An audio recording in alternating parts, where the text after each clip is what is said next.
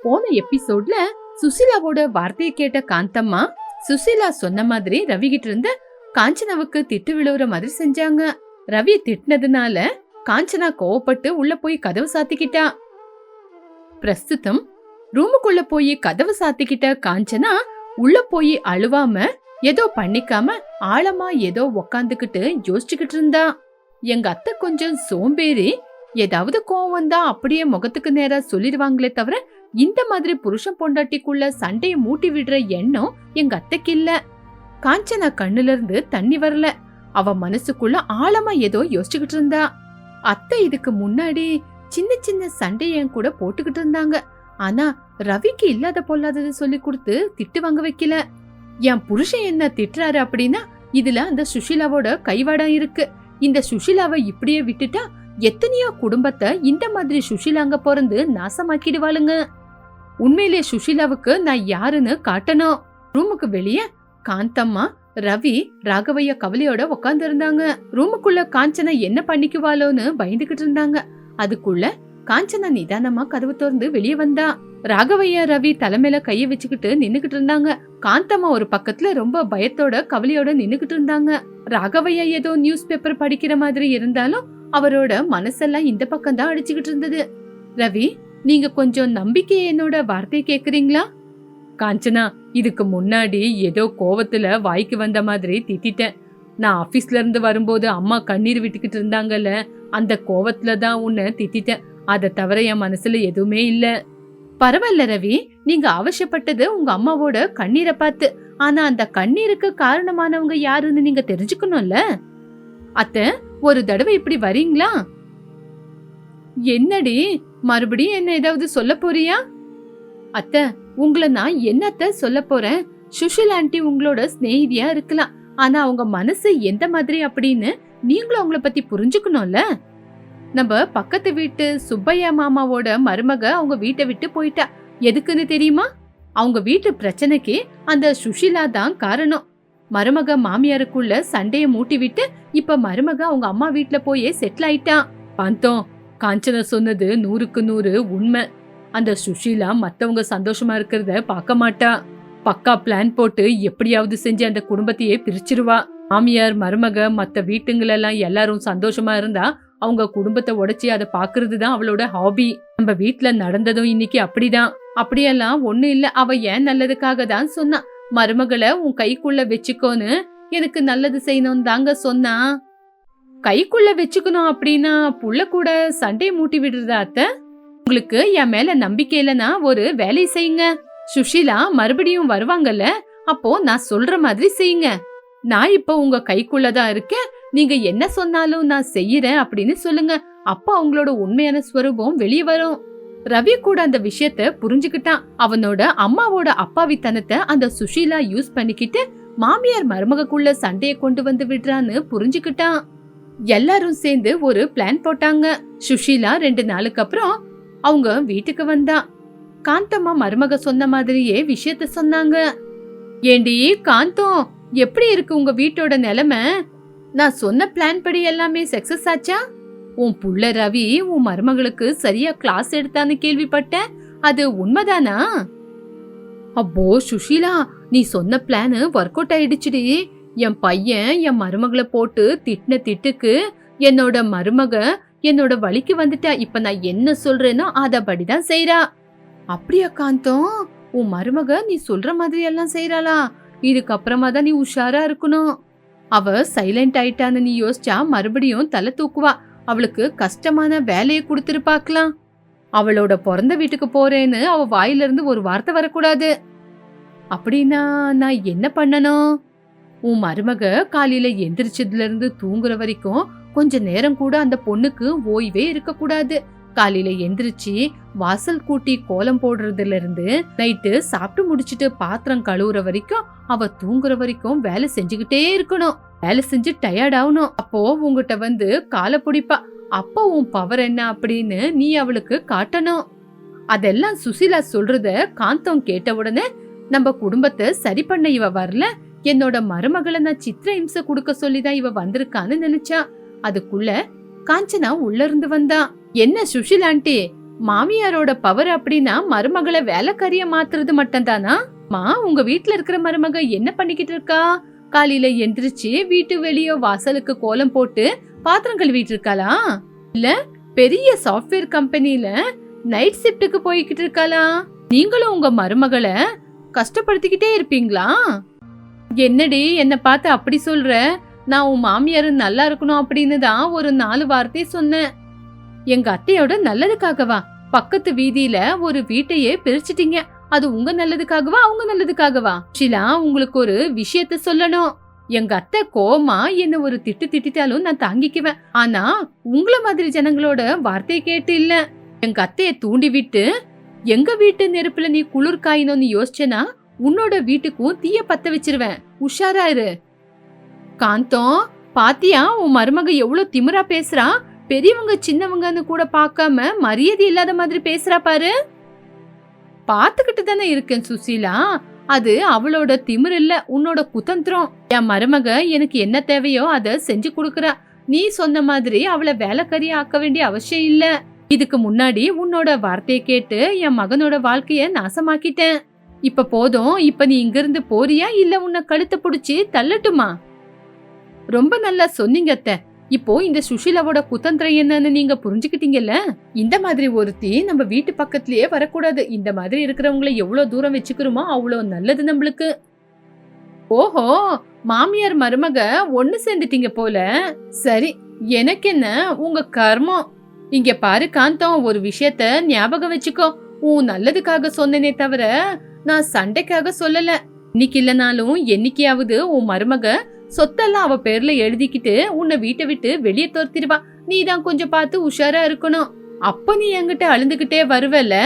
நீ கொஞ்சம் பார்த்து உஷாரா இரு. உனக்கு எல்லாமே நல்லதே நடக்கணும். நான் கிளம்புறேன். அந்த கடவுள் தான் உனக்கு துணையா இருக்கணும். சுஷீலா அங்கிருந்து போகும்போது போலி கண்ணீரை விட்டுக்கிட்டு அந்த வீட்டை விட்டு கிளம்புனா. ஆனா போகும்போது சொத்து அப்படின்னு அவ வீசின ஒரு வில்லு காந்தம்மாவோட மனசுல ஆழமா இறங்கிருச்சு. வீடே மௌனமா இருந்தது.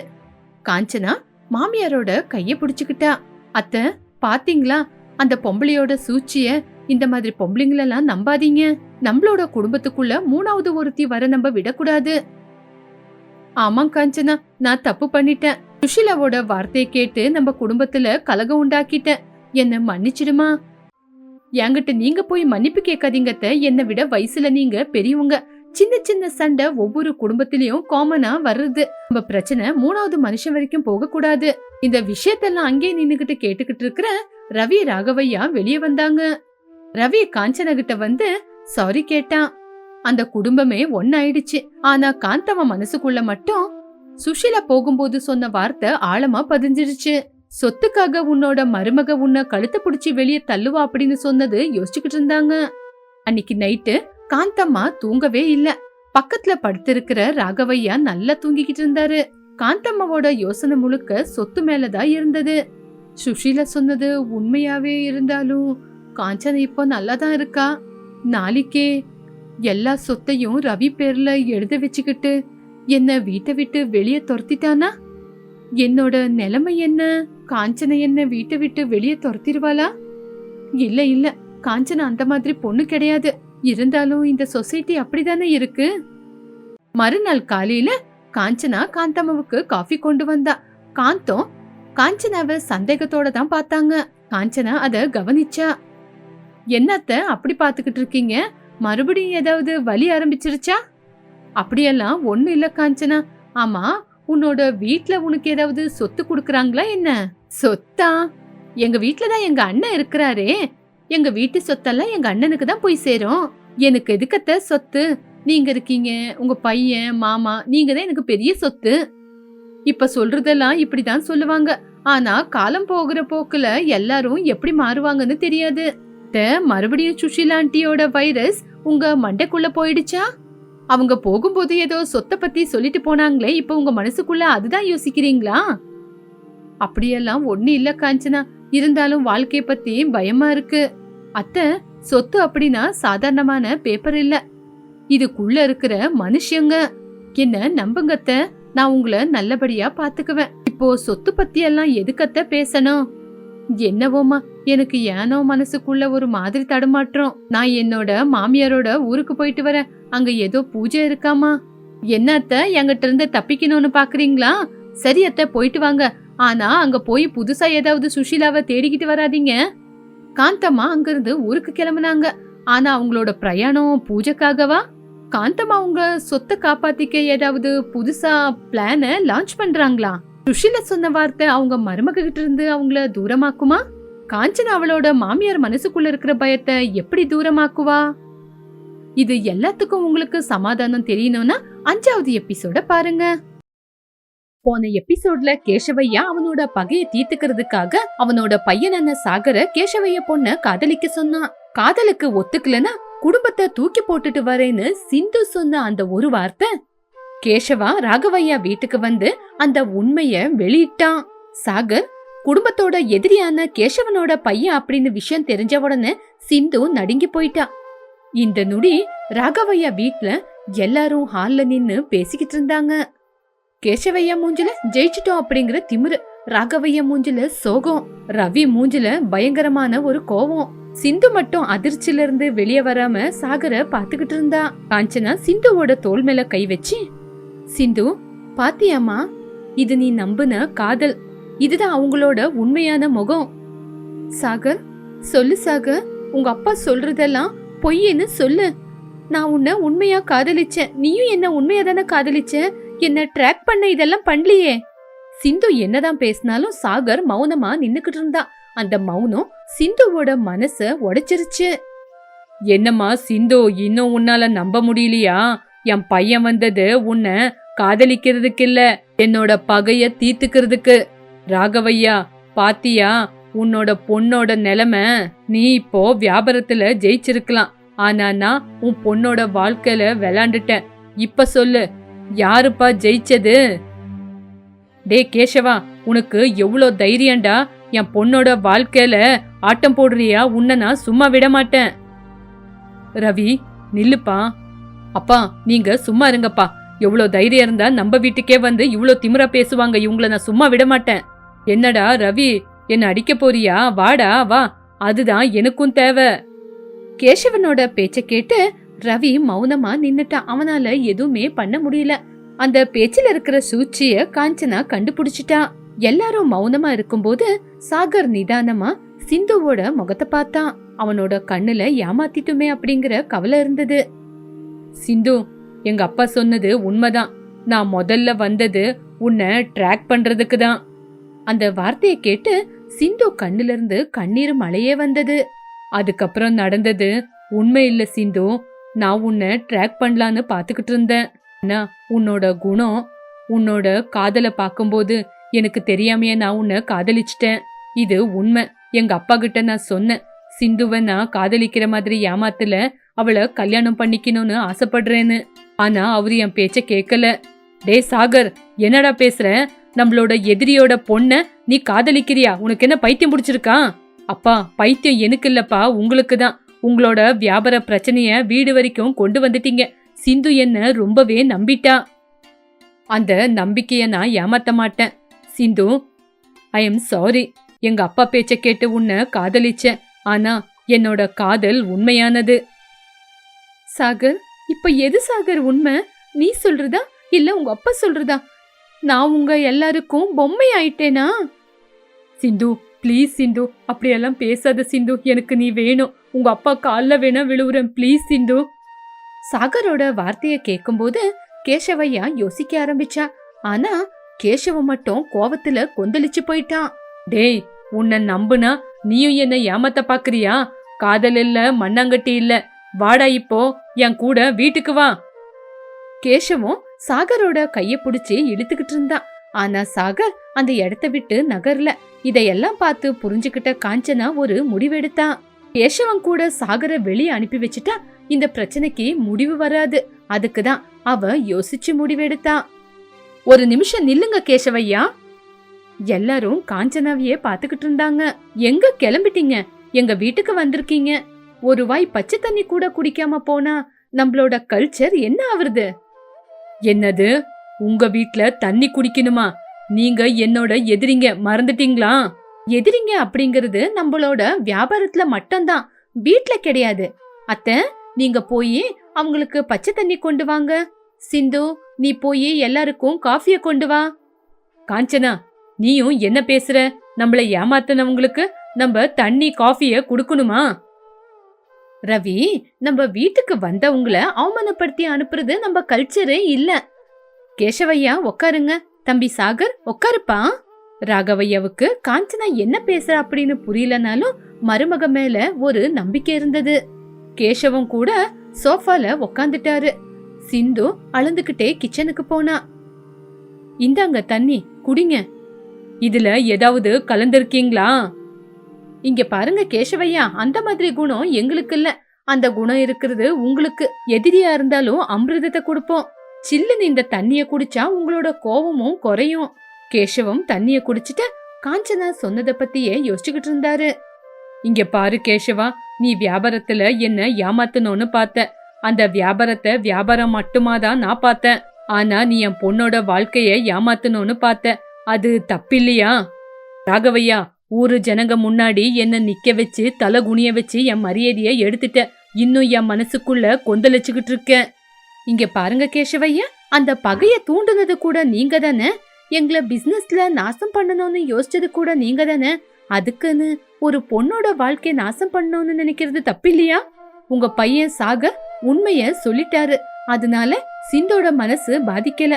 ஆனா ஒரு அப்பாவா இருந்த அந்த இடத்துல இருந்து நீங்க யோசிங்க. அப்பா, காஞ்சனக்கா சொல்றது உண்மைதான். நம்ம பிசினஸ்ல தோத்துட்டோம். அந்த பகைய இங்க காட்டுறது சரியில்லை. சிந்து ரொம்ப நல்ல பொண்ணு.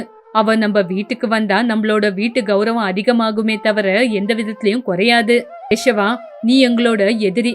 ஆனா உன் பையன் நேர்மையானவன். என் பொண்ண காதலிச்சத அவன் இன்னைக்கு எல்லாரும் முன்னாடியும் ஒத்துக்கிட்டான். அவனுக்கு உன்ன மாதிரி எண்ணம் இல்ல. அப்படி இருந்திருந்தா என் பொண்ண ஏமாத்திட்டு போயிருப்பான். கேசவையா, ஜெயிக்கிறது அப்படின்னா எதிரிங்களை ஏமாத்துறது கிடையாது, ஜெயிச்சு முன்னேறது. உங்களை போலீஸ்ல புடிச்சு கொடுத்தது உங்க மேல இருக்கிற பகனால இல்ல, எங்களை நாங்க காப்பாத்திக்கிறதுக்காக. நம்ம நண்பர்களா இருந்தா நம்ம சந்தோஷமா வியாபாரத்தை செஞ்சுக்கிட்டு இருக்கலாம். இன்னும் எதிரியா பாத்துக்கிட்டு இருந்தா யாருக்குமே லாபம் கிடைக்காது. சிந்து காஃபிய கொண்டு வந்து கொடுத்தா. அழுந்து அழுந்து அவ முகமே வாடி போயிருந்துச்சு. அத பார்த்து சாகரால தாங்க முடியல. சிந்து ப்ளீஸ் அழுவாத சிந்து. எங்க அப்பா ஏமாத்தினாலும் நான் உன்னை ஏமாத்த மாட்டேன். நம்ம கல்யாணம் எல்லாரும் ஒத்துக்கிட்டு நல்லபடியா நடக்கணும். அப்பா, ஒரு தடவை உங்க பகையெல்லாம் மூட்டை கட்டி வச்சுட்டு ஒரு அப்பாவா என்ன பத்தி யோசிங்கப்பா. பையனோட வாழ்க்கை, காஞ்சனா காட்டின மரியாதை, ராகவையாவோட மௌனம், இது எல்லாமே கேசவையாவ மாத்திருச்சு. இவ்ளோ நாளா ஒரு ராட்சசனா நான் இருந்திருக்கேன். ஆனா இவ்ளோ நடந்தாலும் இவங்க மனுஷனா இருக்காங்களேன்னு அவன் மாற ஆரம்பிச்சான். ராகவையா, நான் உன் குடும்பத்தை நாசமாக்க தான் இந்த வீட்டுக்குள்ள வந்த. ஆனா நீ உன் குடும்பத்தாரு கூட சேர்ந்து என்ன கௌரவமா பாத்துக்கிட்ட. மரியாதை அப்படின்னா இதுதான் இல்ல. நாடகம் ஆட வந்த என்ன உன் வீட்டுக்கு சம்பந்தம் செய்யற மாதிரி செஞ்சிட்ட. மனுஷனா பிறந்தா தப்பு பண்றது சகஜம் கேசவா. ஆனா அத திருந்தி வாழ்றதுதான் மனுஷகுணம். ஆமாம் கேசவா, நானும் உன் வீட்டுக்கு சம்பந்தம் பேச வரல. ஆனா உன்னோட புத்திசாலியான மருமகளோட தெளிவுதான் இன்னைக்கு இந்த மாற்றத்துக்கு காரணம். சாகர், உனக்கு சிந்து வேணுமா? ஆமாம் டேடி. சரி ராகவையா, உங்க பொண்ண என் வீட்டு மருமகளை அனுப்புறீங்களா? வார்த்தையில மோசம் இல்ல, நான் உண்மையாதான் கேக்குறேன். உங்க பொண்ணு எங்க வீட்டு மருமகளா வந்தா அந்த லக்ஷ்மி தேவியே எங்க வீட்டுக்கு வந்திருக்கான்னு நினைக்குவோம். ரெண்டு குடும்பத்துக்கு நடுவுல இருக்கிற பகை தீர்ந்து நம்ம சம்பந்திங்களா இருக்கலாம். எல்லாரும் ஆச்சரியப்பட்டாங்க. சிந்து மூஞ்சில ஒரு சந்தோஷம் வந்தது. ராகவையா, காந்தம்மா சந்தோஷத்துல ஒருத்தர் மூஞ்ச ஒருத்தர் பாத்துக்கிட்டாங்க. இதுக்கப்புறம் எங்களுக்கும் என்ன வேணும் கேசவா? நம்மளோட பகை தீர்ந்து நம்ம ரெண்டு பேரும் சம்மந்தியாக போறோம். கேசவையா, அப்படின்னா மாமனாரே, உங்க மேல இருக்கிற கோபம் குறையில.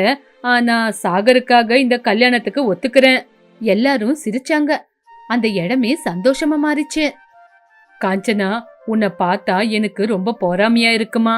ராகவையாவுக்கு உன்ன மாதிரி ஒரு மருமக கிடைச்சது அவங்க செஞ்ச அதிர்ஷ்டம். நீ வியாபாரத்தை மட்டும் இல்லமா, உடஞ்சு போன குடும்பத்தையும் சரி பண்ணிடுவ. நீ கிரேட்மா. ரொம்ப நன்றிங்க ஐயா. அன்னைக்கு நான் என் குடும்பத்துக்காக தான் போராடினேன். ஆனா இன்னைக்கு இப்போ இந்த குடும்பத்துக்காக தான் கஷ்டப்படுறேன். நம்ம பகையெல்லாம் விட்டுட்டு நம்ம ஒன்னா சேர்ந்தே பிசினஸ் பண்ணலாம். இந்து சாகரோட கல்யாணம் வைபோகமா நடந்துச்சு. சொந்த பந்தங்கள் எல்லாம் வந்திருந்தாங்க. கேசவையா ராகவையா 2 பேரும் ஒரே இடத்துல உக்காந்துக்கிட்டு சிரிச்சு பேசிக்கிட்டு இருந்தாங்க.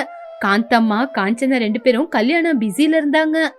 காந்தம்மா காஞ்சனாவை கூப்பிட்டு, காஞ்சனா அங்க பாருமா, உங்க மாமனாரும் கேசவையாவும் எவ்வளவு சந்தோஷமா இருக்காங்கன்னு. ஒரு காலத்துல அவங்க 2 பேரும் எதிரும் புதிருமா சண்டை போட்டுக்கிட்டு இருந்தாங்க. ஆனா இப்ப பாத்தியாமா சந்தோஷமா இருக்காங்க. இது உன்னாலதாமா. அத்தை, இது எல்லாமே என்னால இல்லத்த, எல்லாம் அந்த கடவுளோட அருள். காஞ்சனா, அன்னைக்கு கேசவைய நம்ம வீட்டுக்கு வந்தப்போ நாங்க எல்லாரும் ரொம்ப கோவப்பட்டோம். ஆனா நீ மட்டும்தான் புத்திசாலியா நின்னு நிதானமா யோசிச்சு முடிவெடுத்த. நீ புத்திசாலியான மருமகன்னு நாங்க சும்மா சொல்லல. இந்த குடும்பத்தை வியாபாரத்தை எல்லாத்தையும் நீ சரி பண்ண. காஞ்சனா, சிந்துவோட வாழ்க்கை என்னாக போதோன்னு எல்லாரும் கவலைப்பட்டோம். நீ நின்னு நிதானமா யோசிச்சு முடிவெடுத்த. சாகர் ரொம்ப நல்லவன். என் தங்கச்சிய ரொம்ப நல்லாவே பாத்துக்குவான். சாகர் சிந்து 2 பேரும் வந்து காஞ்சனா ரவி கால்ல விழுந்து ஆசீர்வாதம் வாங்கினாங்க. அண்ணி, தேங்க்யூ அண்ணி. அன்னைக்கு மட்டும் நீங்க நல்ல விதமா பேசலனா இன்னைக்கு இந்த கல்யாணம் நடந்திருக்காது. நான் உங்களை தப்பா நினைச்சிட்டேன் அண்ணி. நீங்க எனக்கு இன்னொரு அம்மா அண்ணி. இந்து, வீட்டு பொண்ணு அப்படின்னா வீட்டோட குலவிளக்கு. அந்த குலவிளக்கு எரிஞ்சுக்கிட்டே இருக்கணுமே தவிர ஆறி போக கூடாது. எங்க வீட்டு பொண்ணு சந்தோஷமா இருக்கணும், அதுதான் எனக்கும் தேவை. எல்லாரும் சந்தோஷமா போட்டோக்கு போஸ் கொடுத்தாங்க. ராகவையாவோட கூட்டு குடும்பம் இன்னும் பெருசாயிடுச்சு. காஞ்சனாவோட புத்திசாலித்தனம் அந்த குடும்பத்துக்கு ஒரு கவச்சமாயிருந்து காப்பாத்திச்சு.